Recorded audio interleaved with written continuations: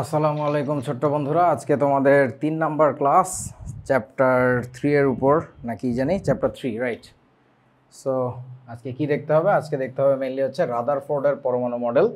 So গতদিন আলোচনা করছিলাম রাদারফোর্ডের মডেলের এক্সপেরিমেন্টটা নিয়ে, যেটাকে আমরা বলছিলাম আলফা কণা বিচ্ছুরণ পরীক্ষা, অর্থাৎ আলফা রে স্ক্যাটারিং এক্সপেরিমেন্ট। সো সেই রে স্ক্যাটারিং থেকে সে কিছু আইডিয়া পাইছিল, সেই আইডিয়াগুলো নিয়ে সে একটা মডেল বানাইছে, and that was mostly his imagination.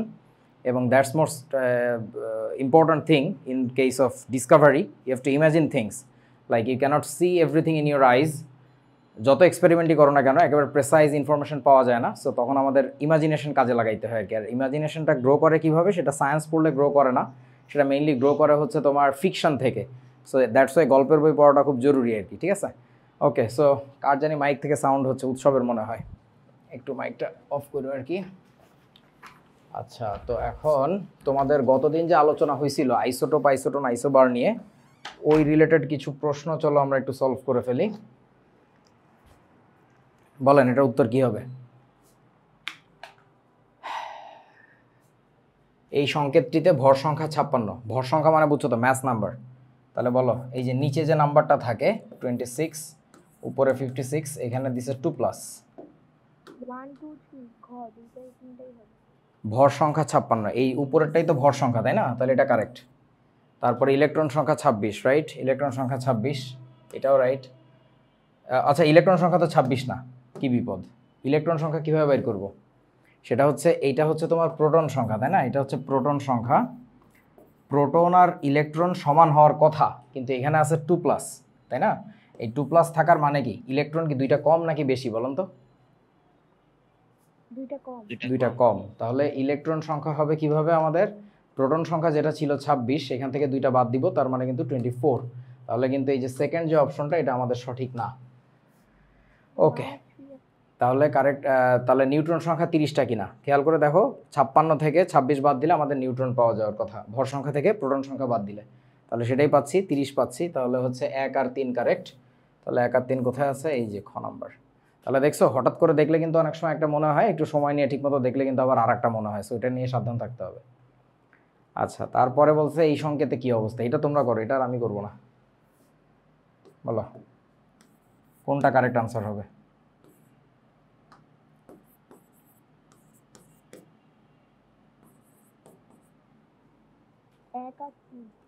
ভর সংখ্যা 27, কথা সত্য। ইলেকট্রন সংখ্যা 19, কিভাবে পাইলাম? ইলেকট্রন সংখ্যা পাওয়া যাবে প্রোটন সংখ্যা থেকে, ওইটাকে বাদ দিতে হবে 3। তাহলে কত আসে? 10। ইলেকট্রন সংখ্যা তো 19 না, হ্যাঁ এটা ভুল। আচ্ছা, তারপরে নিউট্রন সংখ্যা 14, 27 থেকে 13 বাদ দিলে 14ই হয়। তাহলে কারেক্ট আনসার 1 আর 3। কি আর কেউ বুঝতেছো না? একা একা রূপন্তী বুঝতেছে? বুঝছো তো নাকি বন্ধুরা? বুঝতেছো না? আচ্ছা, তারপরের প্রশ্ন করো। ইলেকট্রনের প্রকৃত আধান কোনটি? এখানে কিন্তু বলছে প্রকৃত, প্রকৃত মানে অ্যাকচুয়াল চার্জ কত? -1.6 10⁻⁻19 কুলম্ব। এই যে গ নাম্বারটা, অনেকে কিন্তু এটা দাগায় চলে আসবে, ঘ নাম্বার না। ইলেকট্রনের আপেক্ষিক চার্জ ছিল হচ্ছে -1, আপেক্ষিক, রিলেটিভ চার্জ। হ্যাঁ, আচ্ছা, তারপরে কি একটা ইলেকট্রনের, এটা বোর্ডে আসা প্রশ্ন কিন্তু, একটা ইলেকট্রনের প্রকৃত ভর এত, বলো কোনটা কোনটা ঠিক?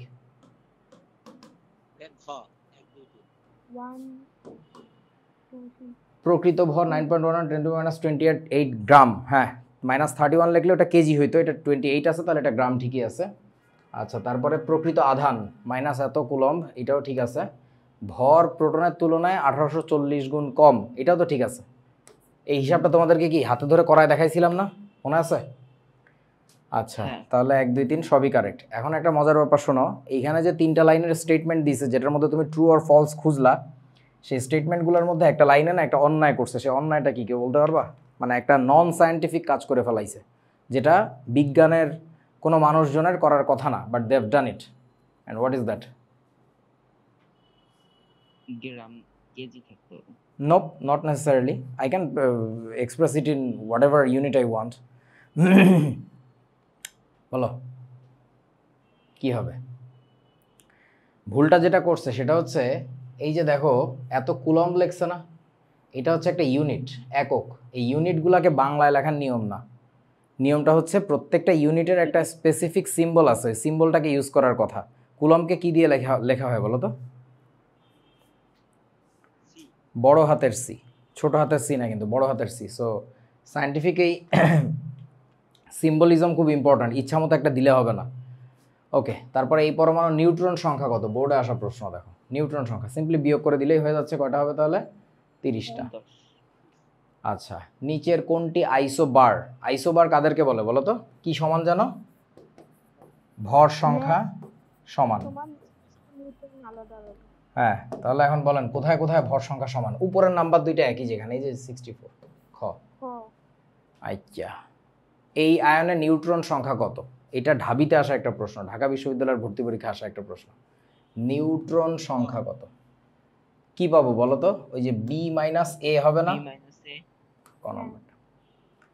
আচ্ছা, তারপরে বলতেছে, তারপরে আর কিছু বলতেছে না, অনেক প্র্যাকটিস করছি, এখন দেখা যাবে পরীক্ষা কেমন দাও। ওকে, সো তোমার এই যে আলফা রে কোত্থেকে যাচ্ছিল? এখানে একটা ইউরেনিয়াম স্যাম্পল ছিল, আইসোটোপ, সেটা একটা রেডিও অ্যাক্টিভ আইসোটোপ, মানে বাংলায় কি বলে, তেজস্ক্রিয় আইসোটোপ। এটা একটা লেডার ব্লক ছিল। এই এক্সপেরিমেন্টটা কি দেখাইছিলাম গতদিন? দেখেনি? হ্যাঁ। সো এখান থেকে আমাদের এই যে আলফা রশ্মি ঢুকতেছে, একটা পাতলা স্বর্ণপাত ছিল, সেটা ভেদ করে অধিকাংশই চলে যাচ্ছে, অল্প কয়েকটা একটু বেঁকে যাচ্ছিল, আর প্রতি 20,000-এর মধ্যে প্রায় একটা তাদের গতিপথ থেকে ফেরত আসতেছিল, পেছন দিকে চলে আসতেছিল। সো এইখান থেকে সে একটা আইডিয়া পাইছিল কতগুলা, সেটা হচ্ছে ওইটাতে যাওয়ার আগে তোমরা একটু আমাকে মনে করে বলো তো, আলফা কণা বা আলফা রশ্মি আমরা যেটাকে বলছিলাম, সেই বস্তুটা কি ধনাত্মক চার্জে চার্জিত নাকি ঋণাত্মক চার্জে চার্জিত? বলেন। পজিটিভ? হ্যাঁ, পজিটিভ। আচ্ছা, সো তাহলে যে পজিটিভ চার্জকে গো থ্রু করতে দিচ্ছে, মানে চলে যাইতে দিচ্ছে, তার মানে কি এই পদার্থের মধ্যে তো পজিটিভ অংশ আছে আমরা জানি, তাই না? পদার্থ তো চার্জ নিরপেক্ষ। তো ইলেকট্রনের অস্তিত্ব আবিষ্কার করছে রাদারফোর্ডের গুরু থমসন, তাহলে ডেফিনেটলি ভিতরে পজিটিভ চার্জও ছিল। So most of the positive charges যেহেতু চলে যাইতে পারতেছিল, ওইখান থেকে উনি একটা কনক্লুশনে আসে, একটা সিদ্ধান্তে আসে। সেই সিদ্ধান্তটা হচ্ছে পদার্থের ভিতরে পজিটিভ চার্জ যেখানে আছে সেই জিনিসটার সাইজ কি অনেক বড় নাকি ছোট? বলেন তো। অনেক ছোট। পরের কথা, হালকা যে এদিক ওদিক বেঁকে যাচ্ছে সেটা কি? ওই যে যেখানে পজিটিভ চার্জটা আছে হয়তোবা তার ধার কাছ দিয়ে যাওয়ার সময় একটু ডিফ্লেক্ট করছে, অথবা হইতে পারে এটা ইলেকট্রনের কারণেও করছে, নেগেটিভ চার্জের, তাই না? ধরো তুমি এইখান থেকে যাচ্ছ, সোজা যাচ্ছিলে, তোমার টার্গেট ছিল এইখানে যাওয়া, সো তুমি তো স্ট্রেট লাইন ফলো করবা, কিন্তু এইখানে যদি তোমার একটা বন্ধুকে দেখো, তাহলে তুমি কি করো? একটু ডিফ্লেক্ট করে যাও না? সো ব্যাপারটা এরকম। সো ওইখানে যে কেন ডিফ্লেকশন হচ্ছিল, এটা তখনও রাদারফোর্ডের আইডিয়া ছিল না যে কেন হচ্ছিল, এটা পরে পাওয়া যাবে। এবং এই কথাগুলো ইলেকট্রনের কারণে যদি রিপাল করতে পারে, সেখানে রিপাল করতে না, অ্যাট্রাক্ট করতে। হ্যাঁ, হয়তো অ্যাট্রাক্ট করছে। এই যে আবার বোঝো ব্যাপারটা, সোজা যাচ্ছিলে, তোমার প্যাথ হয়েছিল এইটা, তোমার ট্র্যাজেক্টরি এইটা, এই দিকে যাবা, এইটা তো পজিটিভ চার্জ মুভ করতেছে, তাই না? এটা কিন্তু পজিটিভ চার্জ, এইখানে একটা নেগেটিভকে পাইছে, তাহলে ও যাওয়ার পথে কি একটু এদিকে ডিফ্লেক্ট করতো না? এই তো, দ্যাটস ইট। সো কী কারণে যে ডিফ্লেকশনটা হয়েছে এটা এখনও রাদারফোর্ড বুঝতে পারে নাই। এই কথাগুলো তোমাদেরকে কেন বলতেছি, তোমাদের বইতে যেভাবে লেখা থাকে বা ক্লাসে স্যাররা যেভাবে পড়ায়, ওইভাবে পড়লে ওইভাবে শিখলে জীবনেও বিজ্ঞানী হইতে পারবা না, রেজাল্ট ভালো হবে। রেজাল্ট ভালো করার জন্য তোমার এই কড়া কনসেপ্টের কোর্স দরকার নাই, ওইটার জন্য 200 টাকার অ্যাভেলেবল কোর্স করলেই হয়। একটু মনোযোগ দিয়ে বোঝো, বিজ্ঞানীরা হয় হচ্ছে critical thinker, and they think something new that no one has ever thought before. So তোমাকে যদি নতুন করে ভাবা শেখানো না হয়, তাহলে তোমার দিয়ে জীবনে কিছু হবে না, অন্তত আমরা যেটা চাই সেই ধরনের কিছু হবে না। সো এটার জন্য একটু ভাবা শেখো, বোঝা শেখো। আবারও বলতেছি, প্রথমেই বলছিলাম ক্লাসের, whenever you are experimenting with something that is totally brand new, সেইখানে তোমাকে অনেক কল্পনা শক্তি কাজে লাগাইতে হবে, তোমাকে ধৈর্য ধরা শিখতে হবে, যে এখনই হয়তো বুঝতে পারতেছি না এটা কেন হচ্ছে, but let's give it A time, পরে বোঝা হবে আর কি। ওকে, সো এইখানে রাদারফোর্ডের একটা কনফিউশন ছিল যে কেন কয়েকটা পার্টিকেল আমার বেঁকে যাচ্ছে, জানি না আমরা, কিন্তু যারা বাড়ি ফেরত আসতেছে প্রতি 20,000-এর মধ্যে এক পিস, সেইগুলো সম্পর্কে উনি কনক্রিট কনক্লুশনে যাইতে পারছিলেন। সেটা হচ্ছে ওই চার্জগুলোর, ওই আলফা রশ্মির সাথে সরাসরি ওই পজিটিভ চার্জওয়ালা বস্তু দেখা হয়েছিল। সেই পজিটিভ চার্জওয়ালা বস্তু যাকে বলতেছি আমরা খুবই ছোট, এখন সে আর একটা সিদ্ধান্ত নিছে, সেই বস্তুটা আবার অনেক ভারীও বটে। কেন সিদ্ধান্ত নিল ভারী? কারণটা হচ্ছে পজিটিভ এই যে বস্তুটা ওদিকে যাচ্ছিল, সে কিন্তু নিজে অনেক হেভি একটা জিনিস, সেই হেভি জিনিসকে যেহেতু বাড়ি পাঠিয়ে দিতে পারছে, তার মানে সেই পরমাণুর ভিতরে থাকা পজিটিভ যে বস্তুটা সেটা কিন্তু নিজে অনেক হেভি, অনেক মোমেন্টামওয়ালা একটা জিনিস। মোমেন্টাম মানে বুঝছো তো, সরি, মানে ইনার্শিয়াওয়ালা একটা জিনিস আর কি। ভরবেগ, রাইট, ভরবেগ বুঝাইতে চাই না, ইনার্শিয়া বুঝাইতে চাইছি। ইনার্শিয়া বোঝো, বাংলায় বলা হচ্ছে জড়তা। জড়তা। হ্যাঁ, মানে ওকে নড়ানো যাচ্ছে না, যার ফলে আমার আলফা রশ্মি ঘরের ছেলে ঘরে ফেরত আসছে আর কি। ওকে, সো এই সিদ্ধান্তগুলো থেকে না উনি ভাবতে থাকলো যে আসলে তাহলে পরমাণুটা কীরকম, মানে জিনিসটা কি, অ্যাটমগুলো কেমন আসলে। তখন ওনার মাথায় আসলো হঠাৎ করে, what if most of the space is empty, first of all. Secondly, positive চার্জটা থমসনের আইডিয়া অনুযায়ী ছড়ানো না থেকে ছোট থাকলো এবং মাঝখানে গুটি সুটি মেরে বসে আছে, ওর চারপাশ দিয়ে ইলেকট্রনগুলো ঘুরতেছে, জাস্ট লাইক কি বলো তো, সোলার সিস্টেম। এবং এই জিনিসটা মনে করাটা খুবই স্বাভাবিক। আমিও যখন ছোট ছিলাম, আমি নিজেও ছোট ছোট অনেক জিনিসের মধ্যে অনেক বড় জিনিসের প্রতিকৃতি দেখতে পারতাম, মানে যে similar design, they have just copied it in a smaller form. So ওই জিনিসটা ওনার মাথায় কাজ করছে যে সোলার সিস্টেমে, অর্থাৎ সৌরজগতে সূর্যের চারিদিকে যেভাবে গ্রহগুলো ঘোরে, একইভাবে আমাদের একেবারে টাইনিয়েস্ট যে জিনিসটা অ্যাটম, সেটার ভিতরেও না একই ডিজাইন স্রষ্টা কপি করছে, যে ছোট একটা জিনিস নিউক্লিয়াসে থাকবে, ওর চারপাশ থেকে অন্য জিনিসগুলো ঘোরাফেরা করবে, সো মাঝখানে বিশাল বিশাল কিন্তু গ্যাপ থাকবে আর কি। সো এই কথাগুলোকে উনি যখন সুন্দর করে সাজাইলেন ফিজিক্সের ভাষায়, জিনিসটা এইরকম দাঁড়ায়। এবং এইগুলো রসায়নের ভাষা না, কিন্তু তোমাদের গত ক্লাসে মনে হয় বলছিলাম, Rutherford was A physicist, he was not a chemist, and that is actually the job of A physicist, not a chemist. So এইগুলো আমরা কেন পড়তেছি? বিকজ আমাদের অ্যাটমের সম্পর্কে ধারণা না থাকলে, পরমাণু সম্পর্কে ধারণা না থাকলে আমরা আসলে কেমিক্যাল রিয়াকশন বুঝবো না, দ্যাটস ওয়াই আমরা পড়তেছি। ওকে, সো চলো রাদারফোর্ডের কথাগুলো একটু দেখি। উনি কি বলছিলেন? পরমাণুর কেন্দ্র ধনাত্মক আধান বিশিষ্ট। এর চেয়েও আগে বলছিল পরমাণু মূলত অধিকাংশ জায়গায় ফাঁকা। যাই হোক, সো এই যে কেন্দ্রে যে ধনাত্মক আধান, এই আইডিয়াটা কি ওনার এক্সপেরিমেন্ট থেকে আসছিল? আমাকে একটু বলেন তো, বলো। তোমরা আমার কথা কিছু বোঝো নাই। কেন্দ্র যে ধনাত্মক আধান বিশিষ্ট, এটা ওনার এক্সপেরিমেন্ট থেকে আসে না, এটা ওনার ইমাজিনেশন থেকে আসছিল, কল্পনা থেকে। একটু বোঝো, ফিল করো ব্যাপারটা। পরমাণু জিনিসটা এতই ছোট, এই যে উনি যে স্বর্ণপাতটাতে ছুঁড়ে মারতেছিল আলফা রশ্মি, এই রশ্মিটা যে ফেরত আসছে এদিকে, উনি কি জানতো যে এই জায়গাটাতেই নিউক্লিয়াস আছে কোনো একটা পরমাণু? এটা কি জানা সম্ভব? না। দ্যাটস ইট, আমি এটাই বলতেছি, ওনার এক্সপেরিমেন্টের ফসল না এটা, এটা ওনার ইমাজিনেশনের ফসল। আমি আবারও মনে করাই দিচ্ছি, স্টার্ট ইমাজিনিং, তা নাহলে জীবন বড় বিপদ। আচ্ছা, সো কেন্দ্র ধনাত্মক আধান বিশিষ্ট, এই কেন্দ্র পরমাণুর প্রায় সকল ভর বহন করে, ওই যে বাকি সব হালকা পাতলা, ও একাই ভারী। আচ্ছা, এর নাম দিছিলেন উনি কি? নিউক্লিয়াস। এবং এই নামটা আর কেউ দেয় নাই, এটা কিন্তু উনারই দেওয়া নাম, দ্যাট ইজ হিজ প্রপোজাল।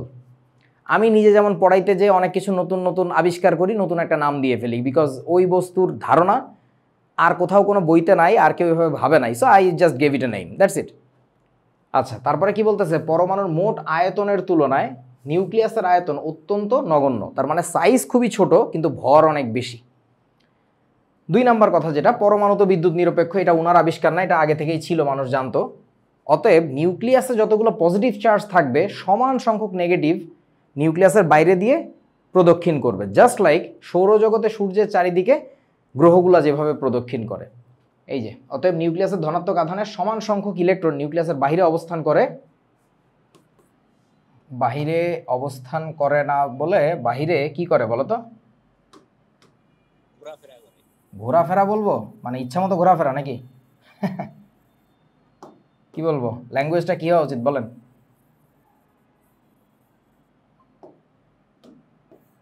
নিউক্লিয়াসের বাইরে প্রদক্ষিণ করে, ঠিক যেভাবে সূর্যের চারিদিকে গ্রহগুলো প্রদক্ষিণ করে। বুঝেছো? হাতে লিখে দিলাম আর কি। আচ্ছা, এরপরের এই যে আরো ডিটেল বলছে, সৌরজগতে সূর্যের চারিদিকে ঘূর্ণায়মান গ্রহের মতো ইলেকট্রন নিউক্লিয়াসের চারিদিকে সর্বদা ঘূর্ণায়মান। ধনাত্মক আধান বিশিষ্ট নিউক্লিয়াস, এইখান থেকে কথাটা খুব ইম্পর্ট্যান্ট, দ্যাটস পিওর ফিজিক্স, যেটা তোমরা বুঝতে গেলে একটু ইন্টারমিডিয়েটে ওঠা লাগবে, বাট আমি একটা বোঝানোর ব্যবস্থা করব। এই যে, ধনাত্মক আধান বিশিষ্ট নিউক্লিয়াস এবং ঋণাত্মক আধান বিশিষ্ট ইলেকট্রনের মধ্যে পারস্পরিক স্থির বৈদ্যুতিক আকর্ষণ বল এবং ঘূর্ণায়মান ইলেকট্রনের কেন্দ্র বিমুখী বল পরস্পর সমান। এখন এখানে কতগুলো নতুন শব্দ তোমাদের পাওয়ার কথা, বলো তো কোন কোন শব্দ? হ্যাঁ, বলতেছে তখন সে কিভাবে বুঝতে পারছো যে বাইরে ইলেকট্রন গুলো ঘোরাফেরা করতেছে, কারণ সে তো আসলে জানতো না। ওইটাই তো বললাম, এইটাই তো সাহসের ব্যাপার, তার তো বোঝার ওটা উপায় নাই, but he was trying to build a viable solution, যে আসলে বিশ্বাসযোগ্য একটা কথা তো বলতে হবে, যে জিনিসটা লজিক্যালি অ্যাপ্রুভড, মানে বোঝো নাই ব্যাপারটা। ধরো সে কিভাবে প্রমাণ করছিল যে বাইরে ইলেকট্রন গুলো ঘোরাঘুরি করতেছে? ওইটাই তো বলতেছি রে পাগল, বোঝ। ধর বিড়াল চোখে দেখা যায় না, জাস্ট ইমাজিন বিড়াল নামে একটা বস্তু আছে যেটার অস্তিত্ব আমরা টের পাই, খামজি টামজি দেয়, কিন্তু বিড়াল চোখে দেখা যায় না, জাস্ট ইমাজিন লাইক দ্যাট। এখন বিড়ালের যে কয় পা এটা আবিষ্কারের জন্য তোমাকে দায়িত্ব দেওয়া হইল। তুমি একজন বিজ্ঞানী, তুমি কইলা কি বিড়ালকে ধরে ময়লা পানির মধ্যে চুবাই নিয়ে আসলা, এবার একটা ঘরে, শুকনা ঘরে ছেড়ে দিলা, সাদা ঘরে, তো তাইলে ও থপাস থপাস করে যেখান থেকে হেঁটে যাবে ওইখান থেকে তুমি পায়ের কাউন্ট বাইর করতে পারবা না? হ্যাঁ, ওই কাউন্ট থেকে তুমি তো এক্স্যাক্টলি টের পাচ্ছ যে এই কয়টা পা, কিন্তু এখানে কিন্তু অনেকগুলা ছাপ পড়বে। ধরো ছাপ থেকে তোমার হিসাব নিকাশ করে অঙ্ক করে বাইর করতে হবে যে আসলে কতগুলো পা হইতে পারে, তোমার হিসাবে আসছে ধরো একটা পা, তখন তোমার দায়িত্ব পড়বে এবার যে তোমার হিসাবে যেটা আসছে ওইটা তোমার লজিক্যালি ইস্টাবলিশ করা, যে আসলে দেখেন একটা পা থাকলে তার শরীরটা যদি গঠনটা এরকম হয় চেহারাটা, তাইলে সে ব্যালেন্স করে দাঁড়ায় থাকতে পারে। So you can propose anything you like, but you have to establish it logically. So একইভাবে উনি যে বলল যে নিউক্লিয়াসের চারিদিকে ইলেকট্রনগুলো ঘোরে, সেইটার ফিজিক্সই হচ্ছে এইটা। এটাই আমি এখন দেখাবো যে এই ফিজিক্স দিয়ে কিভাবে ব্যাখ্যা করছিল, যে কেন তুমি আমার কথাটা শুনবা, কারণ আমার কথার পিছনে পদার্থবিজ্ঞানের যুক্তি আছে। বুঝেছো? মানে উনি আসলে এটা এক্সপেরিমেন্ট করেই বুঝতে পারে নাই, করার পরে ওনার মাথায় একটা আইডিয়া খেলছে যে মেবি সৌরজগতের মতো ঘটনাটা ঘটে, যদি ঘটে তাহলে সৌরজগতের যে ঘটনা সেটার সাথে একটু মিলায় দেখি তো ফিজিক্স দিয়ে মেলে কিনা। যেহেতু মিলাইতে পারছে, দ্যাটস ওয়াই সেটাকে মডেল হিসেবে উপস্থাপন করছে আর কি। ওকে, সো এখানে নতুন কথা কি ছিল আমাকে একটু বলো তো, এই যে লাস্টে আন্ডারলাইন করা লাইন দুটার মধ্যে নতুন শব্দ কি কি ছিল যেটা বোঝো না? আগে hypothesis হিসেবে ওটা ধরে নিয়েছিল, বুঝি নাই। আগেই হচ্ছে ওইটা হাইপোথিসিস হিসেবে ধরে নিয়েছিল যে মাঝখানে পজিটিভ চার্জ থাকলে এক্স্যাক্টলি আগে ধরে নিতে হয়েছে যে ধরি এরকম, দেখি মেলে কিনা হিসাব নিকাশ, হ্যাঁ মিলছে তো, তাইলে ভাই এরকমই ব্যাপারটা হবে, এটাই। ওকে, বলো এখানে নতুন শব্দ কি কি আছে? এক স্থির বিদ্যুৎ আকর্ষণ বল এবং কেন্দ্রাতিক বল। আচ্ছা, তাহলে এখানে একটা শব্দ পাইছো স্থির বৈদ্যুতিক আকর্ষণ বল, এটা একটা নতুন কথা পাইছো। আর কেন্দ্রাতিক বল, এই কেন্দ্রাতিক বলের আর একটা নাম হচ্ছে কেন্দ্র বিমুখী বল। কেন্দ্রাতিক বলতে হয় কেন্দ্র বিমুখী বল, এটাকে আগের দিন আমি বুঝাইছিলাম কেন্দ্র বিমুখী বল কি জিনিস? না। ওকে, এটাকে হ্যাঁ ইংরেজিতে বলা হচ্ছে সেন্ট্রিফিউগাল ফোর্স, সেন্ট্রিফিউগাল। ওইটা কেন্দ্র বিমুখী, হ্যাঁ কোনটা? কেন্দ্রের বিপরীতে। রাইট, হ্যাঁ ওটা কি দেখাইছিলাম আমি কতদিন এরকম ছবি টবি দিয়ে? না ভাই। ওকে, সো এখন একটা কন্ডিশন চিন্তা করো, সেটা হচ্ছে যে তোমার কাছে একটা কোনো একটা বস্তু আছে, একটা ইটের ঢিল বা হোয়াটএভার, এটাকে তুমি একটা সুতায় বেঁধে এরকম মাথার উপরে ঘুরাচ্ছ। তো আমাকে একটু বলো, সুতাটা যদি আমি কেটে দেই কোনোভাবে, তাহলে বস্তুটা কি আমার দিকে আসবে নাকি বাইরের দিকে যাবে?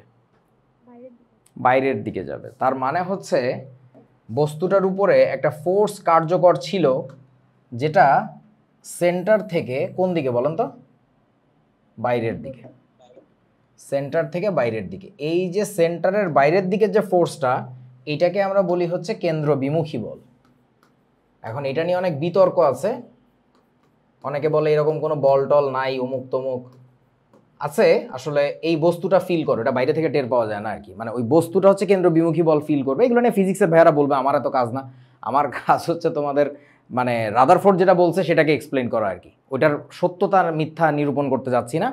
আচ্ছা, এখন একটা প্রশ্ন হচ্ছে, বস্তুটার উপরে যদি কেন্দ্র বিমুখী বল কাজ করে, তাহলে অ্যাকর্ডিং টু ফিজিক্স নিশ্চয়ই কেন্দ্রমুখী বলও একটা ছিল, তা নইলে তো জিনিসটা ওইখানে থাকতো না। একটা কনস্ট্যান্ট রেডিয়াস মেনটেন করে সে যেহেতু ঘুরতেছে, তার মানে দুই দিকে সমান টান ছিল। তাহলে এখন কথা হচ্ছে সেই কেন্দ্রের দিকে যে ফোর্সটা ছিল সেটার নাম কি হবে? এই যে কেন্দ্রের দিকে যে ফোর্সটা ছিল এটাকে আমরা বলবো কেন্দ্রমুখী বল।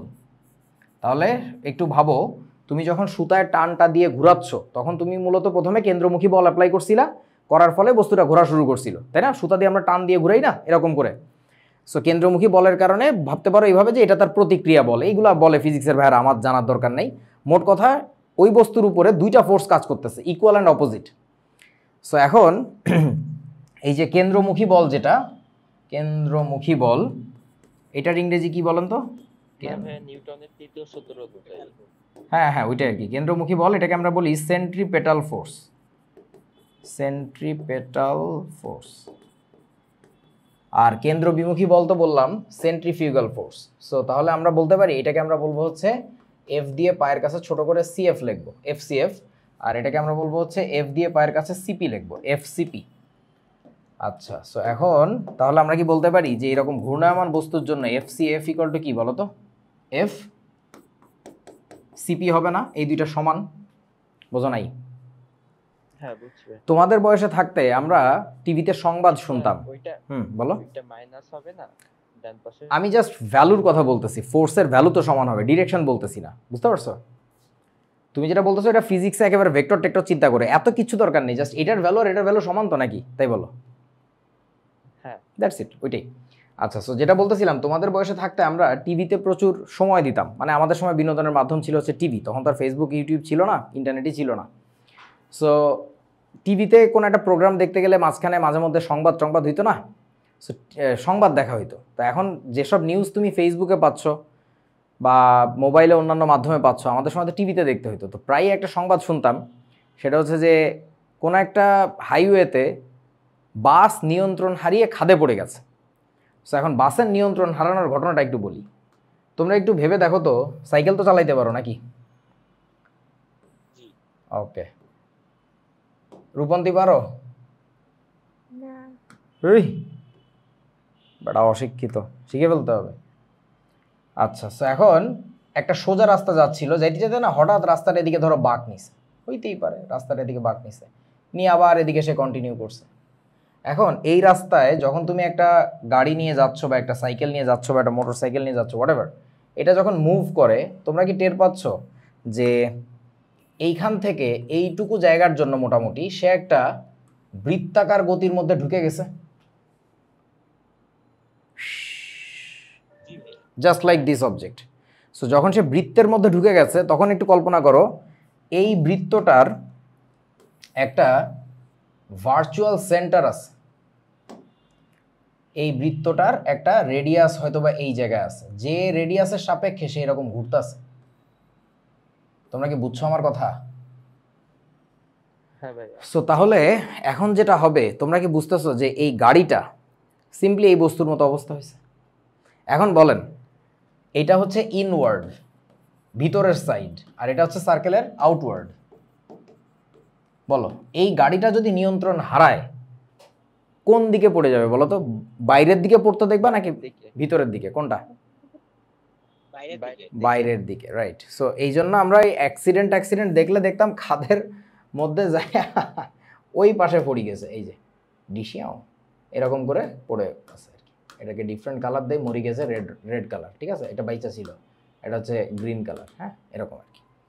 সো ব্যাপারটা হচ্ছে এই যে তাহলে সেই সময় কোন ফোর্সটা বেশি হয়ে যায়? সেন্ট্রিফিউগাল ফোর্সটা বেশি হয়ে যায়, ওর কেন্দ্রের দিকে থাকতে পারে না। তাহলে বোঝো তুমি সোজা চালাচ্ছিলা সাইকেলটা, তাহলে তুমি যখন বামে বাঁক নিবা তখন তোমার বামের দিকে হেলে আসতে হয়। কেন হেলে আসতে হয়? কারণ ওই সেন্টারের বাইরের দিকে যে তোমাকে টানতেছে তাকে নিউট্রালাইজ করার জন্য তুমি নিজে সেন্টারের ভিতরে চেপে আসো। বোঝো না এই ব্যাপারটা? আমি যে সেন্টারে চেপে আসতেছি মানে কি, I am trying to deliver the centripetal force. আমি কেন্দ্রমুখী বল সাপ্লাই দিচ্ছি, কেন্দ্র বিমুখী তো আমাকে ন্যাচারালি বাইরের দিকে টানতেছে, আমি কেন্দ্রমুখী সাপ্লাই দিচ্ছি বলে আমি কেন্দ্রকে একটা নির্দিষ্ট দূরত্বে রেখে ঘুরতে পারতেছি।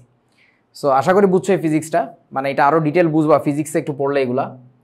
সো এখন আসো আমরা একটু একটা অ্যানিমেশন দেখে আসি, সেটা হচ্ছে ভালো লাগবে তোমাদের। হ্যাঁ, কেন্দ্র বিমুখী বলের কারণেই কি জোয়ার ভাটা হয়? দূর বেটা গরু কোথাকার, জোয়ার ভাটা হয় বইয়ে লেখা আছে। এই পাগল। আচ্ছা থাকতে পারে, আমি জানি না। এই যে দেখো, এই যে সান্দু মাথার উপরে নিয়ে এরকম ঘুরাইতেছে, তো ঘুরাইতে থাকলে কোন দিকে ফোর্স কাজ করতেছে দেখছো? বাইরের দিকে চলে যাবে, কিন্তু কখনো ভিতরে আসবে না। আচ্ছা, এর পরের অ্যানিমেশনটা দেখলে আরেকটু ভালো একটা জিনিস দেখবা। এই যে দেখো, বাঁক নেওয়ার সময় কোন দিকে, কই গেল? বাঁক নেওয়ার সময় কোন দিকে হেলে আছে দেখো তো? কেন্দ্রের কি ভিতরের দিকে না? এই যে ভিতরের দিকে। বুঝতে পারছো তো সবাই নাকি? বোঝা না? আচ্ছা, তোমরা এই বস্তুটা কি দেখছো? অনেক সময় গ্রামে গঞ্জে সার্কাসের সময় দেখা যায় এটাকে, দেখো নাই? আচ্ছা, এটাকে বলা হচ্ছে মৃত্যুকূপ। আমাদের এখানে লেখাটা একটু নিচে চলে গেছে, মৃত্যুকূপ, ইংরেজিতে বলে ডেথ ওয়েল। সো তোমরা ইউটিউবে সার্চ দিলেও পাবা। জিনিসটা কিছুই না, তোমরা কুয়া দেখছো, পানির কুয়া। পানির কুয়া কেমন হয়? একেবারে খাড়া এরকম উঠে আসে না? তো এরকম খাড়া একটা জিনিস, সেইখান দিয়ে দেখো মোটর সাইকেল চালাচ্ছে, কত সুন্দর। এটা চালাইতে পারতেছে কিভাবে? তারা যাত্রা শুরু করে এই যে নিচে গাড়িগুলো রাখা না, একটু পরে এদের পিছন পিছনে গাড়িটাও উঠে যাবে। আমি এই ভিডিওটা ছোট বানানোর জন্য এইটুকু কেটে নিয়ে আসছি। সো এইখানে একটা ঢাল আছে, তারা প্রথমে কয়েক পাক দেয় এখানে ভিতরে মাটিতে। যত পাক দিতে থাকবে তত অ্যাক্সিলারেট করে, তত ভেলোসিটি বাড়ে।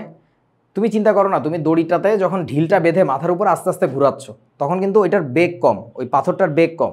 যখন তুমি চাইবা যে পাথরটা আস্তে আস্তে উঁচা হয়ে মাথার উপরে সোজা এরকম ঘুরুক, তখন কি তোমার ভেলোসিটি বাড়াইতে হবে নাকি কমাইতে হবে বলেন তো? বাড়াইতে হবে। So that's it. তারা প্রথমে কিছুক্ষণ এখানে চক্কর দেয়, চক্কর দিলে তাদের গতি বাড়লে এই যে স্লোপটা আছে না, স্লোপ দিয়ে আস্তে করে উঠে চলে আসে উপরে। ওই উপরে এসে তুমি যদি এই জায়গায় ঘোরার সময় যদি ভেলোসিটি কমাও, স্পিড কমাও, তাহলে কি তুমি থাকতে পারবা ওই জায়গায় নাকি পড়ে যাবা? কত? That's it. সো কিভাবে থাকতে পারবা? তুমি ধরো স্পিড কমায় 0 করে দিলা, তুমি ব্রেক মেরে দিছো ওই জায়গায়, যাতে সপাত করে নিচে পড়ে আসবা না। রূপন্তী বোঝো নাই? তো তোমার ওইখানে আসলে টিকে থাকতে গেলে প্রচুর পরিমাণে কোন ফোর্স লাগবে বলুন তো আমাকে একটু? ওই দেওয়ালের সাথে চাপায় থাকতে হবে না? কেন্দ্র বিমুখী বল লাগবে। That's why you have to increase the velocity. এবং তোমরা ইন্টারমিডিয়েটে উঠে দেখবা ওই যে কেন্দ্র বিমুখী বল যেটা বলতেছিলাম, এই কেন্দ্র বিমুখী বলের যে রাশিমালাটা, সেই ব্যাপারটা হচ্ছে এরকম। এই কেন্দ্র বিমুখী বলের রাশিমালাটা হচ্ছে এরকম, mv² বাই হচ্ছে r। সো ভেলোসিটি যত বাড়াবা, সেন্ট্রিফিউগাল ফোর্স তত কী হবে? কত বাড়বে। ওই mv² বাই r ওটা কীভাবে আসছে ওগুলো ফিজিক্সের ভাইয়ারা দেখাবে, আমার দরকার নেই। সো আর হচ্ছে রেডিয়াস, এম হচ্ছে ওই বস্তুটার ম্যাস, ভর এই বস্তুটার, আর এই ভেলোসিটি হচ্ছে যত ভেলোসিটিতে ঘুরাচ্ছ, ঠিক আছে? এই আর কি। ওকে, চলেন এখন তাহলে রেডিয়াস, যে রেডিয়াস দিয়ে তুমি ঘুরতেছো, যে পথের রেডিয়াস, সেই পথের রেডিয়াস। ওকে, সো এবার চলেন আমরা একটু পরমাণুর কথা বলি, যে পরমাণুতে ঘটনাটা কিভাবে ঘটে। সো ইমাজিন এইটা, সরি, আচ্ছা। সো এখন এই জায়গায় ধরে নেওয়া গেল আমাদের সেই ইলেকট্রন বাবাজি ছিল, এইটা আমার সেই ইলেকট্রন। এখন বলো তো আমাকে একটু, কেন্দ্রের বাইরে তো সে ছিটকে যাইতে চাচ্ছে, এটা কিন্তু ইলেকট্রন, কোন চার্জ বলো তো? এটা নেগেটিভ চার্জ। আর তোমার এই যে নিউক্লিয়াস আছে, এই নিউক্লিয়াসে কি আছে? এই নিউক্লিয়াসে আছে হচ্ছে একটা পজিটিভ চার্জ, এই যে একটা পজিটিভ চার্জ, এটা হচ্ছে পজিটিভ চার্জ প্লাস। বোঝা যাচ্ছে আশা করি? ওকে। সো এখন আমাকে একটু বলো, ও যে কেন্দ্রের বাইরে যাইতে চাচ্ছে সেটাকে আমরা কি নাম দিছিলাম? CF, centrifugal force. এখন নর্মাল একটা ঢিলকে সুতায় বেঁধে ঘোরানোর ক্ষেত্রে আমার তো একটা সেন্ট্রিপেটাল ফোর্স থাকে, সেই সেন্ট্রিপেটাল ফোর্সটা আসে কোত্থেকে? সুতার টান থেকে। সুতা দিয়ে টেনে ধরে রাখছি আমি, ওইটাই আমার সেন্ট্রিপেটাল ফোর্স। বাস্তবে একটা পরমাণুর ভিতরে নিউক্লিয়াসের সাথে কি ইলেকট্রনের সুতার টান থাকে নাকি? তো সুতা দিয়ে টেনে রাখে নাই, রাখছে? তাহলে এইখানে প্রশ্নটা হচ্ছে, এইখানে ফোর্সটা কোত্থেকে আসে বলো তো? এই যে সেন্ট্রিপেটাল যে, হ্যাঁ, এই যে প্লাস চার্জ আর মাইনাস চার্জের মধ্যে তো একটা অ্যাট্রাকটিভ ফোর্স কাজ করে, আমরা জানি। যে কোনো দুইটা চার্জের মধ্যে যে অ্যাট্রাকটিভ আর রিপালসিভ ফোর্স, মানে আকর্ষণ বা বিকর্ষণ বল, ওই বলটাকেই বলে স্থির বৈদ্যুতিক বল। স্থির বৈদ্যুতিক বলটা এখানে আকর্ষণ ধর্মী, কারণ একজন প্লাস একজন মাইনাস, এই জন্য বলতেছে স্থির বৈদ্যুতিক আকর্ষণ বল। তোমরা বোঝো নাই আমার কথা? যে কোনো দুইটা চার্জের মধ্যে যে বল, তাকেই বলা হচ্ছে স্থির বৈদ্যুতিক বল, যদি স্থির চার্জ হয়। স্থির চার্জ কি তোমরা এখনো শেখো নাই? মানে তোমাদের যে বাসায় কারেন্টটা আছে, কারেন্টের তার, ওটার ভিতর দিয়ে যে চার্জটা যায়, কারেন্টটা যায়, ওটা কিন্তু কারেন্ট মানে তো স্রোত, ওটা কিন্তু ভেরিয়েবল অ্যামাউন্ট, হ্যাঁ, মানে চার্জ স্থির বসে নাই, দ্য চার্জ ইজ মুভিং। তুমি যদি ব্যাটারির কথা বলো, প্রবাহ, রাইট, তুমি যদি ব্যাটারির কথা বলো, পেন্সিল ব্যাটারি, ওইটার মধ্যে তুমি পাবা হচ্ছে স্থির চার্জ। বুঝতে পারছো কি আমার কথা? কেন ভাইয়া? This is the way it is. কেন ভাইয়া মানে কি? মানে কি বিপদে পড়লাম যে তোরা একটা জগের মধ্যে আমি শরবত দিয়ে বললাম এটা শরবত, তুই বললি কেন ভাইয়া? আই হ্যাভ পুট শরবত দেয়ার, দ্যাটস এটা শরবত। আমি ব্যাটারির মধ্যে স্থির চার্জ রাখছি তাই ওটা স্থির চার্জ। এটা কেন কি বুঝিস না কিছু? মানে ভাই ওইটার মধ্যে তো মানে ইলেকট্রনের যেই আকর্ষণ বিকর্ষণ কাজ করতেছিল ওইটার ভিতর তো করু রে, বোঝা না। মানে আমি ওইখানে স্থির চার্জ জমা করে রাখছি, দ্যাটস ওয়াই এটা স্থির চার্জ। চার্জ দুই প্রকার, এগুলো তোমরা ফিজিক্সে শিখবা, বললাম না এগুলো পিওর ফিজিক্সের জিনিস, এগুলো আমার টপিকই না। আমার এগুলো বলা লাগতেছে বিকজ কেমিস্ট্রি রিয়াকশন তা নাহলে আমরা বুঝবো না আর কি। এগুলো তুমি ফিজিক্স ক্লাসে প্রশ্ন করে ভালো হবে আর কি। এনিওয়ে, সো যেটা বলতেছিলাম, চার্জ হচ্ছে কয় প্রকার বলেন? দুই প্রকার মেইনলি। একটা হচ্ছে স্থির চার্জ বলি বা স্থির তড়িৎ বলে বেসিক্যালি, আর একটা হচ্ছে চল তড়িৎ। চল তড়িৎ মানে চলতে থাকে সে, আর স্থির তড়িৎ মানে কি কোনো এক জায়গায় ফিক্স আছে। ধরো তুমি একটা গ্লোব, একটা বলের মধ্যে কিছু চার্জ দিলা, সো এখানে ফিক্স হয়ে বসে আছে, ও তো আর নড়াচড়া করতে পারতেছে না, এটাকে বলে স্থির চার্জ। সো এই যে নিউক্লিয়াসে যে চার্জটা আছে এটা তোমার কিন্তু ফিক্সড আছে, ইলেকট্রনে যে চার্জটা আছে ওটা তোমার ফিক্সড আছে, অ্যামাউন্ট তো ফিক্সড। সো এই দুইটা ফিক্সড অ্যামাউন্টের চার্জের মধ্যে যে ফোর্স, এটাকে আমরা বলি হচ্ছে স্থির বৈদ্যুতিক বল। সেই স্থির বৈদ্যুতিক বল কিন্তু দুই প্রকার হইতে পারে, একটা হচ্ছে কি স্থির বৈদ্যুতিক আকর্ষণ বল, আর একটা হচ্ছে স্থির বৈদ্যুতিক বিকর্ষণ বল। আমাকে একটু বলো তো, দুইটা প্লাস চার্জের মধ্যে কি হবে, আকর্ষণ নাকি বিকর্ষণ? বলেন। আকর্ষণ। তুই যদি বলস দুইটা প্লাস চার্জের মধ্যে আকর্ষণ বল কাজ করে, তাইলে তো খেলা হইছে। বিকর্ষণ। উৎসব হ্যাঁ ভাই। কি দুইটা প্লাসের মধ্যে আকর্ষণ হয়? কি রে ভাই, বলবি তো? চুম্বক যদি একটা প্লাস হয় একটা যদি মাইনাস হয় তাহলে তো দুইটার কে টানা যায় না, তাহলে ভাই এটা ক্ষেত্রে ওরে গরু রে, চুম্বকের তো দুইটা সাইড থাকে, এটা জানিস? নর্থ পোল আর সাউথ পোল, শুনছিস? ও তাও জানে না। তো এখন এই চুম্বকের আমি যদি নর্থ পোলের কাছে নর্থ পোল এরকম নিয়ে যাই, যে এরকম, ও কি টানবে নাকি রিপালস করবে, মানে বিকর্ষণ করবে, কোনটা? আকর্ষণ করবে। হেই, সেই গাধা কিছু জানে না। নর্থ পোলের কাছে নর্থ পোল নেওয়া যায় না, কোনোভাবে লাগাইতে পারবে না, তুমি দুইটাকে টাচই করাইতে পারবে না। চুম্বক কোনোদিন ধরে দেখছো যে কোনো দুইটা সাইড দেখবা যে কাছে নিচ্ছ, মিশতেছে না, লাগতেছে না, বিকর্ষণ করতেছে, উল্টা ঘুরাই দিয়ে কাছে নাও, এবার দেখবা যে লাগতেছে। তার মানে কি নর্থের সাথে সাউথ লাগে, নর্থের সাথে নর্থ, সাউথের সাথে সাউথ লাগে না। সমধর্মী দুইটা জিনিস রিপালস করে, বিকর্ষণ করে। এটা তো একেবারে বাচ্চা কমন সেন্স। সমধর্মী কি হবে? বিকর্ষণ। আর বিপরীত ধর্মী পরস্পরের প্রতি আকর্ষণ। বুঝেছো গাধা? এ প্লাস মাইনাসের ব্যাপার বুঝে না। ভাই বুঝছি। এখন বলো আমাকে, সেটা হচ্ছে প্রকৃতির নিয়ম। এটা দুনিয়ার নিয়ম, এটা সারা জায়গার নিয়ম। দেখো এখন সেটা হচ্ছে এই প্লাস আর মাইনাসের মধ্যেও তো একটা আকর্ষণ বল আছে, এটাকে আমরা বলতেছি স্থির বৈদ্যুতিক আকর্ষণ বল। তাহলে স্থির বৈদ্যুতিক আকর্ষণ বলটাই এখন কেন্দ্রমুখী বল হিসাবে কাজ করতেছে। তাহলে তোমরা যে বলতেছিলা যে ঘূর্ণায়মান বস্তুগুলোর জন্য FCF = FCP, সেইখানে আমি এখন একটা জিনিস করতে পারি, সেই জিনিসটা কি শুনবা? FCF রেখে দিলাম, FCP এর জায়গায় কি লিখতে পারবো জানো? FES লিখতে পারবো। FES মানে বুঝছো? FES কি বলেন তো? Electrostatic force. এটা হচ্ছে তোমার ইলেকট্রোস্ট্যাটিক ফোর্স। এটাকে বাংলায় বলে কি? স্থির বৈদ্যুতিক আকর্ষণ বল। স্থির বৈদ্যুতিক, স্থির মানে স্ট্যাটিক, ইলেকট্রো মানে তো বৈদ্যুতিক, এই আর কি। সো এইটা বলছে হচ্ছে রাদারফোর্ড। তাহলে আইডিয়াটা কি বুঝছো এবার? যে কেন উনি বললেন যে নিউক্লিয়াসে সব পজিটিভ চার্জগুলো এক জায়গায় গুটিসুটি মেরে আছে আর ইলেকট্রনগুলো বাইরে দিয়ে এরকম ঘুরতেছে। ওনার বলার পিছনের ফিজিক্সটা এটা ছিল যে যে ইলেকট্রনটা ঘূর্ণায়মান সেই ইলেকট্রনটা কি করতে চাচ্ছে? কেন্দ্রের বাইরে চলে যেতে চাচ্ছে, কিন্তু যাইতে পারবে না কখনোই। কেন পারবে না? কারণ ওকে নিউক্লিয়াস কি করে রাখছে বলেন তো? টেনে ধরে রাখছে নিজের দিকে। তোমরা কি বুঝছো ব্যাপারটা? হ্যাঁ ভাই বুঝছি।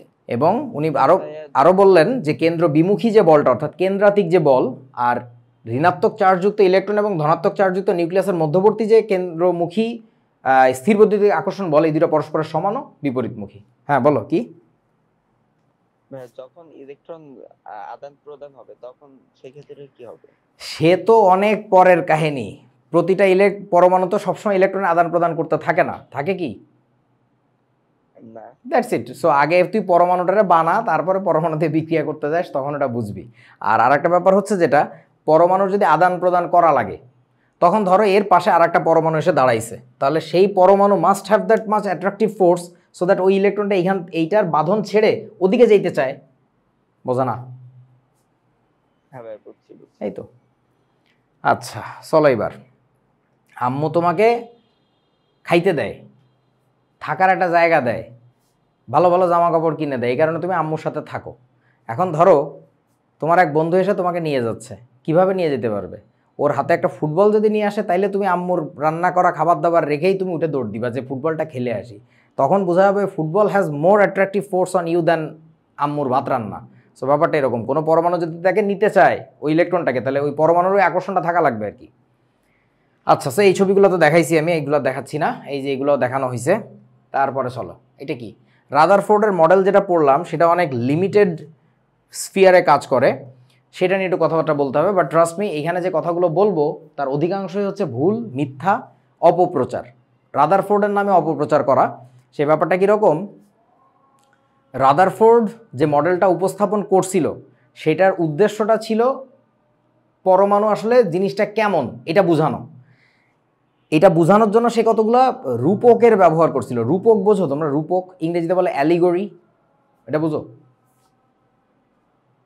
না ভাই। জি ভাইয়া। রূপক মানে হচ্ছে ধরো, যেমন তোমরা রূপাই কবিতা পড়ছো কিনা আমি জানি না, পল্লী কবি জসিমউদ্দিনের লেখা সম্ভবত। হ্যাঁ, সো ওইখানে উনি বলছিলেন রূপাই নামে একটা ছেলের বর্ণনা দিতে, যে উনি বলছিলেন যে কচি লাউয়ের ডগার মতো বাহু দুখান সরু, সরু মানে চিকন হাত, এই যে আমার মতো বোটকা বোটকা হাত না, মানে গ্রামের হ্যান্ডসাম ছেলেগুলো যেরকম হয়, স্লিম, একেবারে গায়ে কোনো চর্বি নাই। সো ঘটনা হচ্ছে এই যে কচি লাউয়ের ডগার মতো বাহু দুখান সরু, সো কচি লাউয়ের ডগা দিয়ে উনি হাত বুঝাচ্ছিলেন। So that's what we call allegory বা রূপক, একটার সাথে একটাকে মিলানো। তারপরে যে অনেক গানের মধ্যে কবিতার মধ্যে থাকে না যে কি জানি মেঘের মতো কালো, এরকম আর কি। সো তুলনা দেয় একটার সঙ্গে। রাইট, তুলনা দেওয়া। So Rutherford actually was using that allegory. কিসের অ্যালিগরি ইউজ করতেছিলেন? উনি হচ্ছে মূলত সৌরজগতের তুলনা দিচ্ছিলেন। এইটাকে আমরা খুব সিরিয়াসলি নিয়ে ফেলছি, এইটা ঠিক না। ধর তোদের নিয়ে আমি পিকনিকে গেলাম, এখন উৎসবকে একটা প্রাণী এসে রাতের বেলা তুলে নিয়ে গেছে, আমরা জানি না কেন তুলে নিয়ে গেছে, সে পরে জানা গেছে। সো ওকে কেন তুলে নিয়ে গেল এটা বোঝার জন্য জুবায়েরের নেতৃত্বে একটা সদস্য বিশিষ্ট তদন্ত কমিটি গঠন করা হয়েছে। সেই তদন্ত কমিটির রিপোর্ট এসে আমাকে দিল কি, ভাই যে বস্তুটা ওকে ধরে নিয়ে গেছে সে বস্তুকে দেখলাম ওই গুহায় নিয়ে গেছে, বস্তুটা দেখতে অনেকটা গরিলার মতো, বস্তুটা গাজর খায়, মূলা খায়, প্রচুর শব্দ করে। এখন পরে আমরা যাই ধরতে পারছি ওই প্রাণীটাকে, ধরার পরে দেখা গেল গরিলার সাথে এই প্রাণীর অনেক অমিল আছে। এরপরে কি তুমি বলবা যে জুবায়েরের থিওরি তাহলে ভুল ছিল? Zubair was perfectly fine in his own way, he was just trying to explain the thing in his style, in his real life experience. সে রাদারফোর্ড, আমরা যেহেতু কি বলো এটার নাম কি, পরমাণু মডেল নিয়ে পরিচিত, সে পরমাণু মডেলের সাথে পরিচিত একটা জিনিসের সাথে মিলায় কথা বলতেছিল। তুমি এটাকে you became too much serious on that. এইভাবে হচ্ছে আমাদের বইতে কথাগুলো লেখা থাকে, দ্যাটস এর মধ্যে অনেক ভুল থাকে আর কি, বুঝো? ওকে, চলেন দেখি কি কি বলছে আমাদের বইতে। বাইরের দেশে যখন এরা স্টুডেন্টরা পড়ে তখন ওরা কি এরকম না, ওদের ক্ষেত্রে এইগুলা এইভাবে বলে না আর কি। মানে যেমন ধরো এই যে সীমাবদ্ধতা কথাটা লিখছি, আমাদের বইতে প্রায় লেখা থাকে, দেখবা ইন্টারমিডিয়েটে উঠে বিশেষ করে, ত্রুটি না, এগুলো সীমাবদ্ধতা বলতে পারো, লিমিটেশন। লিমিটেশন মানে কি, এটা দিয়ে আমি কত কিছু করতে পারি। ধরো তুমি যদি বলো, এই যে ধরো আমার কাছে একটা হাতুড়ি আছে, এই হাতুড়ি দিয়ে কি স্ক্রু খোলা যায়? বলো তো, স্ক্রু খোলা যায়? বলেন, খোলা যায় না। তো এটা কি এর একটা ত্রুটি? এটা ত্রুটি না, এটা সীমাবদ্ধতা। বাট দ্যাট হাতুড়ি is awesome because it can do its job. So ওর যেটা কাজ ও পারফেক্টলি পারে, কিন্তু এর দিয়ে যদি তুমি অন্য কিছু দাবি করো যে এটা দিয়ে আমি কম্পিউটারে টাইপিং করতে পারি কিনা, সেটা তো এ করতে পারো না, কম্পিউটার ভেঙে টেঙে ফেলাবে। সো ব্যাপারটা ঠিক এরকম বাবা, বোঝ, প্রত্যেকটা জিনিসের একটা কাজ আছে। রাদারফোর্ডের মডেলের কাজটা ছিল পরমাণুর স্বরূপ উপস্থাপন করা। স্বরূপ মানে বুঝো, মানে রূপটা কেমন এটা উপস্থাপন করা। And this thing was extremely successful on that, unbelievably successful. কিন্তু এটাকে আমরা বানায় ফেলি, এটা নাকি তার ত্রুটি। এটা তো ত্রুটি না রে বাবা, আমি আসতেছি ওই কথায়, আরও আসবো আর কি। চলো, মানে বাস্তব জীবনে তুই কোনো একটা, মানে ধর কোনো এক জায়গায় একটা বোমা মারছে, তো বোমাটা কেমন তোর দেখতে পাঠাইছি, তুই আইসা আমার রিপোর্ট দিলি ভাই বোমাটা না বোতলের মতো। এখন পরে দেখা গেল বোতলের তো একটা মুখ থাকে, একটা ছিপি থাকে, তাই না, একটা লেবেল থাকে। তো আমি ওই বোমার গায়ে যায় বোতলের মুখও পাইলাম না, ছিপিও পাইলাম না, আমি বললাম তোর থিওরি পুরা ভুল। এটা কি আমার অন্যায় নাকি ন্যায় বলেন তো? অন্যায়। একটা ব্যাপারটা ঠিক এরকম, মানে সীমাবদ্ধতা না, এটা কিছুই না, এটা simply I didn't mean that thing is completely 100% as it is, এটা তো বুঝাই নাই, আমি বলছি যে জাস্ট বুঝাইতে চাইছি জিনিসটা আসলে কেমন আর কি। চলো এখন ঘটনা হইতেছে, তোমাকে যদি বলা হয় মোবাইল কেমন, তুমি যদি কও ক্যালকুলেটরের মতন, এটা তো অন্যায় কিছু না রে ভাই, দেখতে তো আসলেই ওই রকম, তাই না? আচ্ছা চলেন এবার ঘটনা হইতেছে, এখানে কি বলতেছে, গ্রহগুলো তড়িৎ নিরপেক্ষ, আসলে তো তাদের কোনো চার্জ নাই, কিন্তু ইলেকট্রনগুলো ঋণাত্মক আধান বিশিষ্ট, এ কারণে ইলেকট্রন সমূহকে গ্রহের সাথে তুলনা করা বেমানান। হাস্যকর কথাবার্তা, মানে এটা কেমনে বেমানান হয়? এটা আমার কাছে হাস্যকর লাগে। মানে that was perfectly fine, he just wanted to make you understand that arrangement যে কেমন আর কি। ফিজিক্সের গভীরতায় যদি ঢোকো তখন আসলেই বেমানান। ফিজিক্সের গভীরতা মানে কি, দেখ একটা আমি একটু কঠিন জিনিস বুঝাই, দেখি তোরা বুঝবি কিনা আমি জানি না। ধরো এটা একটা শক্তি স্তর, মানে কক্ষপথ যেটাকে বলে আর কি, রাদারফোর্ড বলছিল কক্ষপথ। কেন বলছিল কক্ষপথ বুঝো? কারণ হচ্ছে সে এটাকে কম্পেয়ার করছিল কিসের সাথে বলেন তো? সৌরজগতের সাথে। সো সৌরজগতে যে জায়গা দিয়ে গ্রহগুলো ঘুরে তাকে কি বলে? কক্ষপথ বলে, দ্যাটস ওয়াই সে বলছিল কক্ষপথ। এখন ধরো এইখানে একটা গ্রহ আছে, এইখানে আর একটা গ্রহ আছে, এইখানে আর একটা গ্রহ আছে, ধরে নাও তিনটা কক্ষপথে তিনটা গ্রহ। আমাকে একটু বলো তো, এই গ্রহগুলো পরস্পরকে কি করতেছে বলেন তো? আকর্ষণ নাকি বিকর্ষণ? বলেন। এটা ওইটাকে কি করে? আকর্ষণ করে। জানো তোমরা গ্রহগুলো পরস্পরকে কিন্তু আকর্ষণ করে, এটাকে নিউটনের মহাকর্ষ সূত্র বলে। এই গ্রহ এই গ্রহকে আকর্ষণ করতেছে, আবার এই গ্রহ কিন্তু ওই গ্রহকে আকর্ষণ করতেছে, মানে এখানে না সবই অ্যাট্রাকটিভ ফোর্স কাজ করতেছে। Now think about electrons, if this things are electrons, তখন যেটা হবে এ ওকে এই দিকে ধাক্কা দিবে, বাইরের দিকে পাঠাই দিতে চাইবে, বুঝতেছিস? এই যে বাইরের দিকে এই যে এ এদিকে ধাক্কা দিচ্ছে, এ ওকে ধাক্কা দিবে বাইরের দিকে, হ্যাঁ, মানে সবাই ফিটাফিটির তালে আছে, মানে মারামারি লাগিয়ে গেছে এই জায়গায়। তাহলে বলেন তো এই কতগুলো ফোর্স আছে এইখানে যেগুলো সবই অ্যাট্রাকটিভ, আর এইখানকার ফোর্সগুলো সবই কি বলেন তো? রিপালসিভ। তাহলে এইটার ফিজিক্স আর এইটার ফিজিক্স কি একই হইল? না। ওই সেন্সে বলা যায় যে রাদারফোর্ডের গ্রহের সাথে ইলেকট্রনকে তুলনা করাটা ভুল ছিল, in sense of physics. Physics দিয়ে মেলানো যাবে না, এইটার ক্যালকুলেশন ওটার ক্যালকুলেশন পুরো আলাদা হবে। বাট আমাদের বইতে যেমনে বাংলায় বলে, এই বাংলা সিস্টেমে ঠিকই ছিল। তুমি যদি শুধু স্বরূপ বুঝাইতে চাও, চেহারা বুঝাইতে চাও, তাহলে that is super fine, perfectly fine, এই আর কি।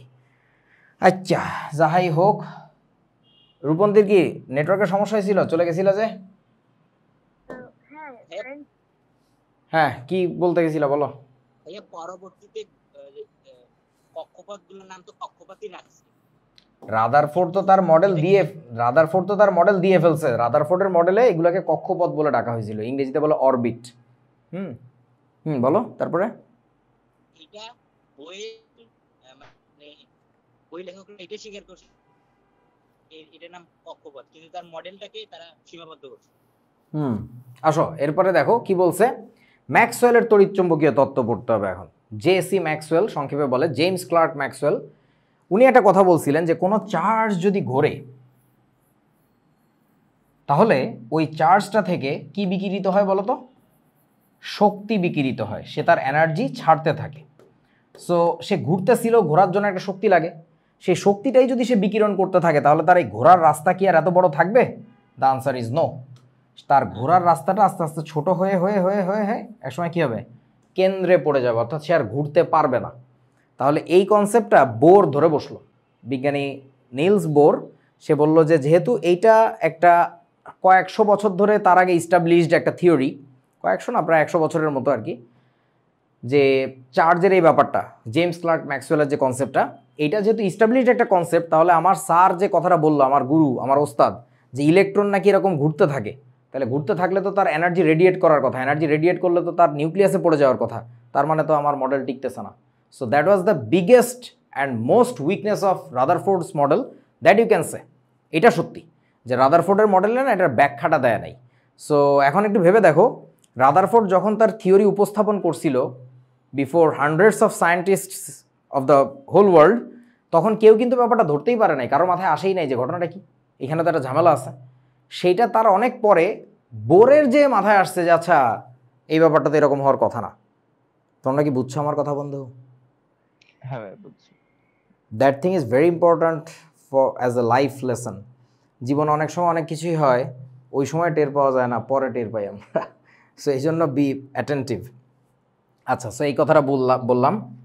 পরের কথা কি বলছে? ম্যাক্সওয়েলের তত্ত্বটা তো ভুল। ম্যাক্সওয়েলের তত্ত্ব ভুল। না, ওরে বাবা, ম্যাক্সওয়েলের তত্ত্ব ভুল হইলে এখন তুমি অনলাইনে বসে ক্লাস করতে পারতা না। ম্যাক্সওয়েলের তত্ত্ব অসম্ভব সত্যি একটা তত্ত্ব, বুঝেছো? কি ভুল হবে? হ্যাঁ, মাইক্রোওয়েভ আবিষ্কার করে। বুঝি নাই। মানে মাইক্রোওয়েভ হচ্ছে এক জায়গা থেকে অন্য জায়গায় ট্রান্সফার করার। না, মাইক্রোওয়েভ শুধু না, মানে যে কোনো ইলেকট্রোম্যাগনেটিক রেডিয়েশনের ক্ষেত্রে, বা কি বলো এটাকে, রেডিয়েশন বুঝবা না এখনো তোমরা, মানে চার্জের সাথে যে ম্যাগনেটিজমের সম্পর্ক আছে, মানে কারেন্টের সাথে যে ম্যাগনেটিজম জড়িত, ইলেকট্রিসিটির সাথে যে ম্যাগনেটিজম জড়িত, এই রিলেটেড যে আইডিয়াগুলো, এর খুবই ফান্ডামেন্টাল একটা আইডিয়া হচ্ছে ম্যাক্সওয়েলের তড়িৎচুম্বকীয় তত্ত্ব আমরা যেটাকে বলি, এবং that is not wrong, that is super true. এবং ওইটার উপরে ভিত্তি করে এই যে আধুনিক জগতে যত ইলেকট্রনিক্স আছে তার অনেক কিছুতেই অনেক থিওরিজ দাঁড়ায় আছে আর কি। সো ওটা ভুল না, ওটা ভুল না, ঠিক আছে? ওকে, চলেন এবার পরের কথাটা কি, লিমিটেশন। এই মডেল ইলেকট্রনের কক্ষপথের আকার, আকৃতি, এগুলো সম্পর্কে কোনো ধারণা দিতে পারেনি। এই যে এইটা একটা ফালতু কথা। এই মডেল যে কক্ষপথের আকার আকৃতি সম্পর্কে ধারণা দিতে পারেনি, এটা তার ত্রুটি না, এটা তার সীমাবদ্ধতা হইতে পারে। কারণ এই মডেল কিন্তু চেষ্টাও করে নাই যে কক্ষপথগুলোর আকার আকৃতি নিয়ে কথা বলার। তোমরা কি বুঝছো আমার কথা? আমি যে জুবাইরকে পাঠাইছিলাম কোন প্রাণী ওকে ধরে নিয়ে যাইতে, আমি কি বলছিলাম যে প্রাণীটা ওকে ধরে নিয়ে গেছে উৎসবকে তার দাঁতের সাইজ মাইপে আসবি? আমি তো বলি নাই, ও চেষ্টাও করে নাই। এখন এসে আমি পরে ওই প্রাণীটাকে যেদিন ধরতে পারছি সেদিন ধরেও দাঁতের সাইজ মাপলাম, তো মেপে বললাম এইটা তো জুবাইরের থিওরিতে ছিল না, তাহলে জুবাইরের থিওরির এটা একটা সীমাবদ্ধতা। আরে ভাই, হি ডিডেন্ট ইভেন ট্রাই। ও চেষ্টা করে যদি ওরটার সাথে রিয়েল লাইফে না মিলতো তখন আমি বলতাম এটা না সীমাবদ্ধতা। ও তো চেষ্টাই করে নাই যে এটার রেডিয়াস কত হবে বা কি দেখি। সো এটা ওর সীমাবদ্ধতা না, বইতে লেখা থাকে তাই তোমরাও লিখবা আর কি। 4 নম্বর পয়েন্ট বলছে একের অধিক ইলেকট্রন বিশিষ্ট পরমাণুতে, এটা একটা ইম্পর্ট্যান্ট পয়েন্ট, একের অধিক পরমাণু বিশিষ্ট ইলেকট্রন বিশিষ্ট পরমাণুতে ইলেকট্রনগুলো কিভাবে যে ঘোরে এইটার কোনো ব্যাখ্যা দেওয়া হয় নাই। তার কারণটা হচ্ছে আমি একটু আগে দেখাইছিলাম, যেহেতু মাল্টিপল ইলেকট্রন থাকলে একজন আরেকজনকে আকর্ষণ করবে, বিকর্ষণ করবে, ঠেলাঠেলি করবে বেসিক্যালি। ওই ঠেলাঠেলির পরেও যে তারা কিভাবে আসলে সাকসেসফুলি রোটেট করতে পারে, সার্কুলেট করতে পারে নিউক্লিয়াসের চারিদিকে, এর কিন্তু কোনো ব্যাখ্যাই আসলে ইয়া দেয় নাই, কি নাম ওটার, রাদারফোর্ড দেয় নাই। রাদারফোর্ড সিম্পলি চিন্তা করছে যেটা, এই যে দেখো আমার ছবিতে দেখা যাচ্ছে, ও কত ইলেকট্রনের সিস্টেম চিন্তা করছে বলেন তো? Single electron. এইখানেই যদি আমি আরেকটা ইলেকট্রন বসাই দিই, এইবার দেখ মজাটা কি। একটা ইলেকট্রনের জন্য চিন্তা করছি। হ্যাঁ, এইখানেই তুমি আরেকটা ইলেকট্রন বসায় দাও, তুমি তখনই বুঝবা যে আসলে এই থিওরি তো কাজ করতেছে না ঠিক মতো। মানে ওইটার নিয়ে মানে সে ভাবেই নাই ব্যাপারটা, এরকম আর কি। দাঁড়াও, এই যে ধরো এইখানে আমার আরেকটা ইলেকট্রন আছে, এই যে এইটা একটা কক্ষপথ, এটা আরেকটা কক্ষপথ। এখন তোরা বোঝ, দাঁড়াও আমি এটা একটু কম্বাইন করে নিই। হ্যাঁ, ওকে। এই ইলেকট্রনটা ঘুরতে ঘুরতে ঘুরতে ঘুরতে কোনো এক সময় যখন এই অ্যাক্সিসের কাছে আসতেছে, একটু বোঝেন তো, যখন এই অ্যাক্সিসের কাছে আসতেছে তখন কি রিপালশন মানে বিকর্ষণ বাড়তেছে নাকি কমতেছে বলো তো? এই যে এইখানে এটার নাম দিলাম, দাঁড়াও, এটার নাম দিলাম এ পয়েন্ট, এটার নাম দিলাম বি পয়েন্ট, এটার নাম দিলাম ধরো সি পয়েন্ট। তাহলে বলো এবার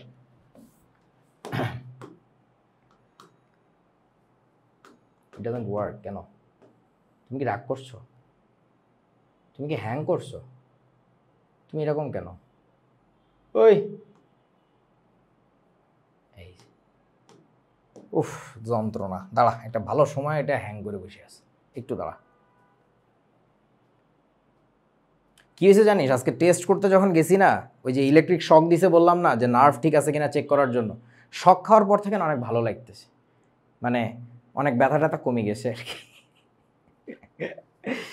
ওকে, মাঝে মধ্যে তোমাদের রিয়েল লাইফেও কিন্তু এরকম হয়। ধরো তোমার কোনো একটা পরীক্ষার যন্ত্রণায় তোমার হাত পা অবশ কিছু একটা হয়ে গেছে, বাট পরীক্ষার উদ্দেশ্যে তুমি যতটুকু পড়ছো, ওই পড়ার কারণে দেখবা যে পরীক্ষা দিয়ে এখন ভালো ফিল হচ্ছে, যে না আমি তো কিছু একটা শিখে ফেলছি।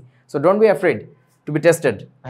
হ্যাঁ আমার পাটা অনেক ব্যথা করতেছে, ইলেকট্রিক শকটা খাইলে কি ঠিক হবে? হ্যাঁ হ্যাঁ, তুই আমার কাছে আয়, আমি তোকে ঠিক করে দিচ্ছি একদম।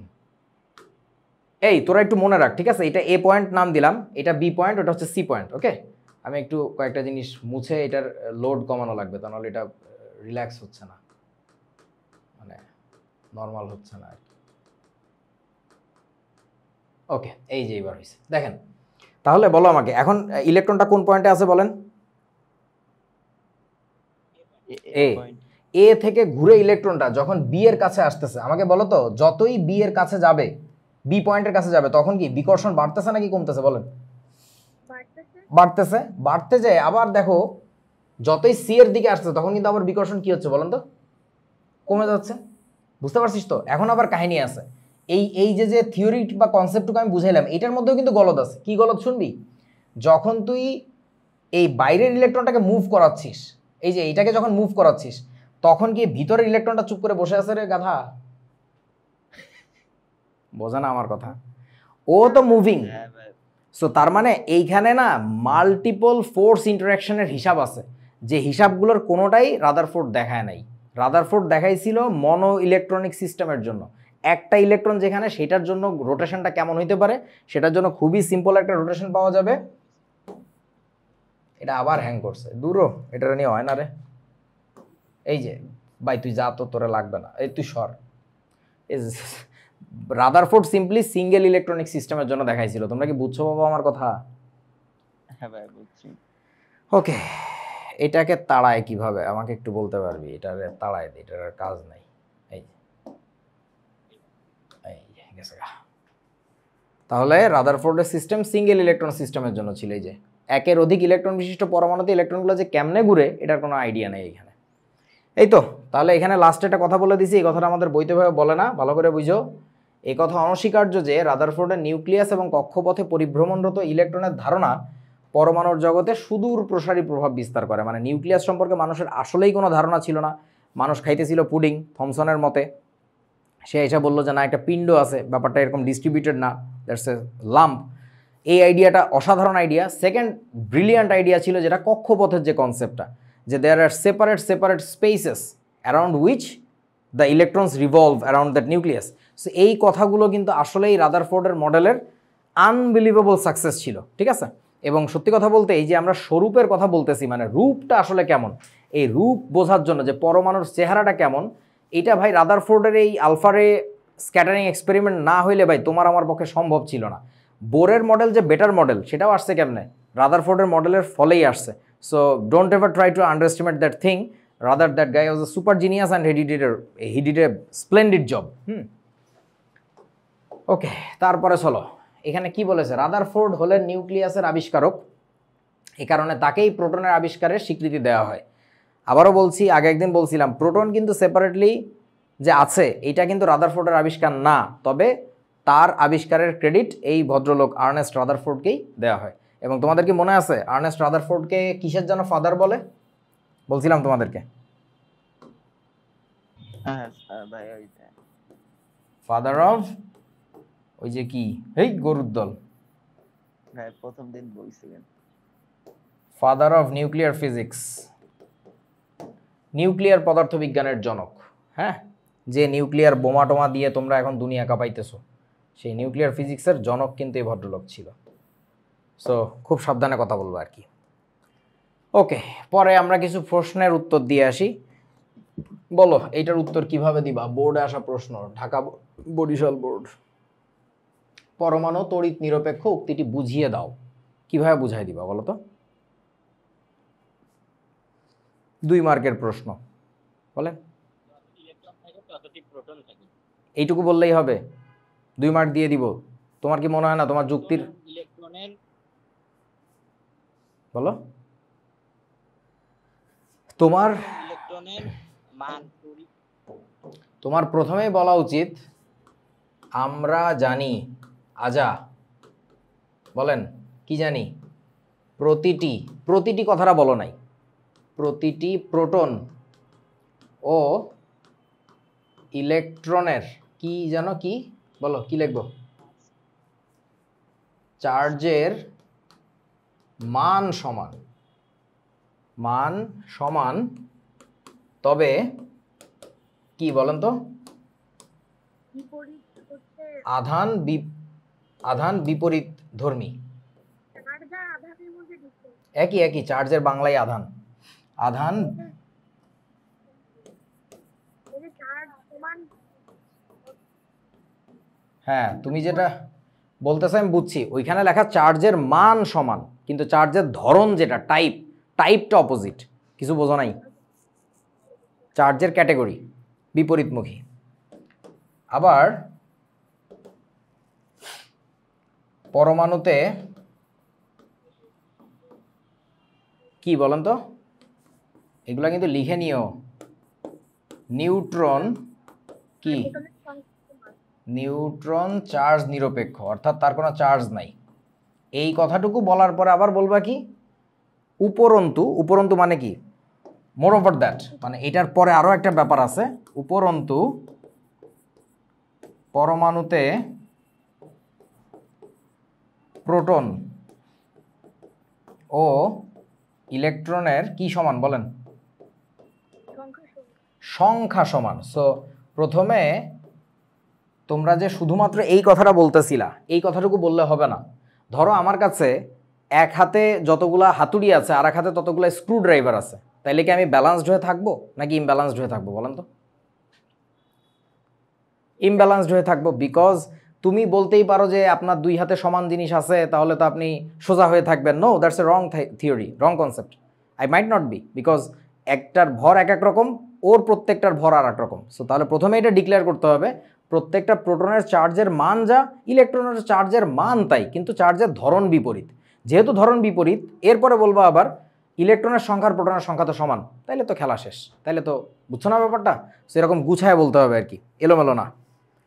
আচ্ছা, তাহার শুভকামনা। বলো আগামী ক্লাসে এখন আমরা কি দেখব?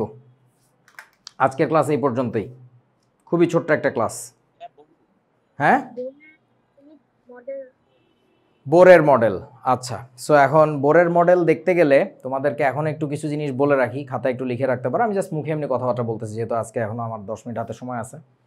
বোরের মডেলটা জন্য তোমরা যেহেতু পড়ে ফেলছো স্কুলে, তাহলে আমাকে একটু বলো তো, রাদারফোর্ড যেমন একটা এক্সপেরিমেন্ট করছিল, থমসন যেমন একটা এক্সপেরিমেন্ট করছিল। থমসনেরটা কি ছিল?